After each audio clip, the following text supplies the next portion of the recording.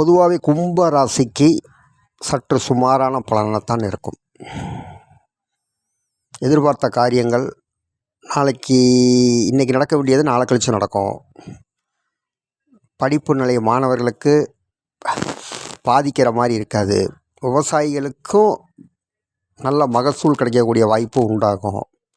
மேலதிகாரியுடைய அனுசரணை இதெல்லாம் ஒரு சில பேருக்கு தான் கிடைக்கும். தசா புத்தி அந்தரம் டிகிரி கோணம் நல்லா இருக்கிறவங்களுக்கு கிடைக்கும்.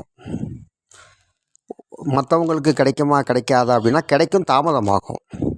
வரன் பார்த்து காத்திருக்கிறவங்களுக்கு கொஞ்சம் பொறுமையாக இருங்க. இந்த நேரங்களில் கொஞ்சம் அலசி ஆராய்ஞ்சு தான் பெண்ணுக்கு மாப்பிள்ளையோ மாப்பிள்ளைக்கு பெண்ணோ நம்ம தேர்ந்தெடுக்கணும். அரசியல்வாதிக்கு இது ஒரு கெடுபிடியான டைம். அதனால் யாரையும் நம்பி எந்த விதமான பொறுப்புகளையும் ஒப்படைக்கக்கூடாது.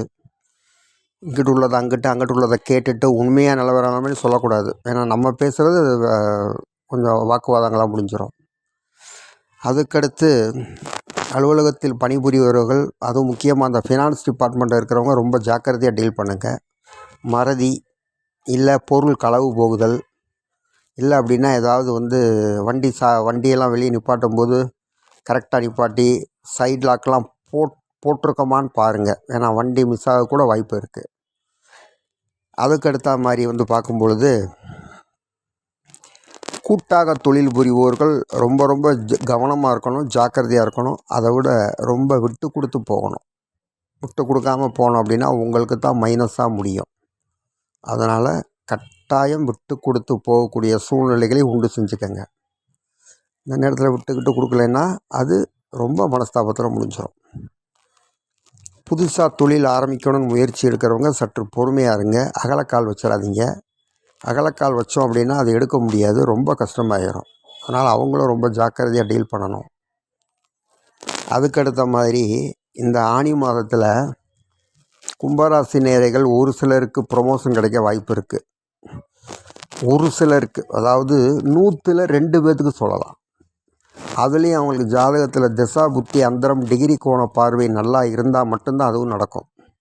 இல்லைன்னா ஏற்கனவே ப்ரொமோஷன் கிடைக்குன்னு எதிர்பார்க்குறவங்களுக்கு அப்படியே தள்ளி போகும். இடமாற்றத்துக்காக விரும்புபவர்களுக்கு கொஞ்சம் இடம் மாற்றம் வரும். ஆனால் அந்த இடம் விரும்பின இடமா கிடைக்காது, நம்ம விரும்பாத இடமா நிற்கும். அதனால் இருக்கிறத தக்க வச்சுக்கிட்டு நம்ம மேற்கொண்டு சூதானமாக இருக்கிறது ரொம்ப விசேஷம்.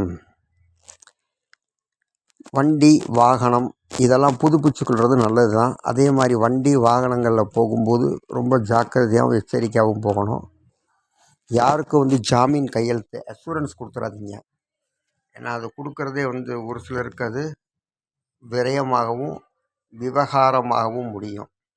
அதனால் அதை ரொம்ப ஜாக்கிரதையாக டீல் பண்ணணும்.